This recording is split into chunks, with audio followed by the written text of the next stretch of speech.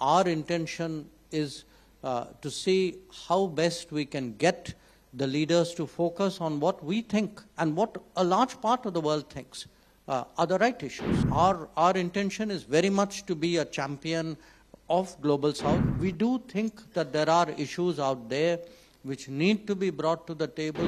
What we have seen during the COVID and especially this year, which is much more polarized, the polarization may occur elsewhere. The people who suffer most are the Global South. So if fuel prices go up, if food prices go up, it's not like the developed countries don't feel the pain, but there's a big difference, when you are at $60,000, $70,000, $80,000 per annum and when you are $1,000 per annum.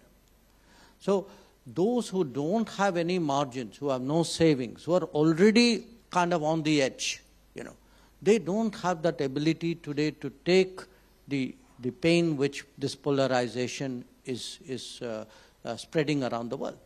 And that is why, our intention is to see how best we can get the leaders to focus on what we think and what a large part of the world thinks are the right issues.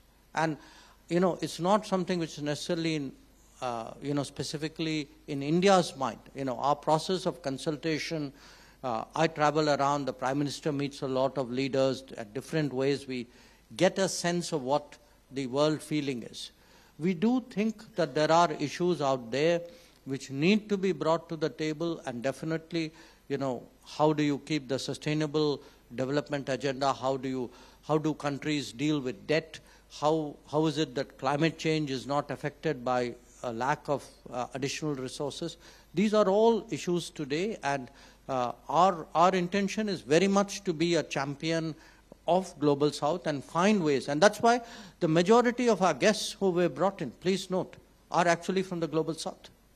So that's what we are trying to do there.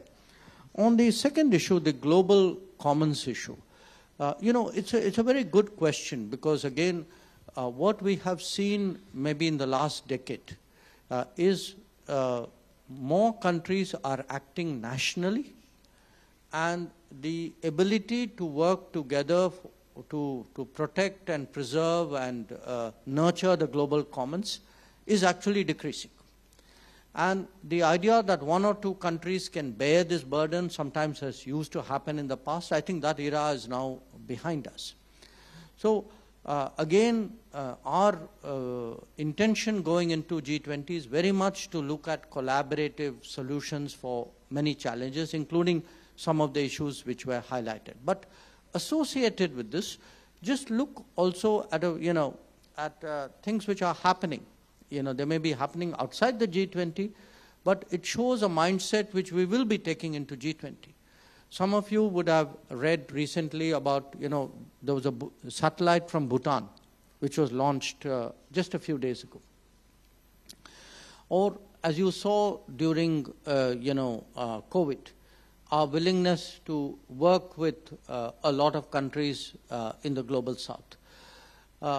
You are all students, You would see today the number of foreign students in Indian universities. We are seeking to expand it. We have specific programs to different regions, from PhD to bachelor's degree.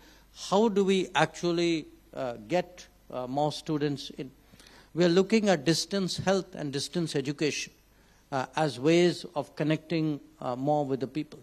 So I think an India today which is willing to, which has more capabilities, which has stronger technologies, which has, as the Prime Minister keeps reminding us, a heritage, a tradition of humanistic thinking.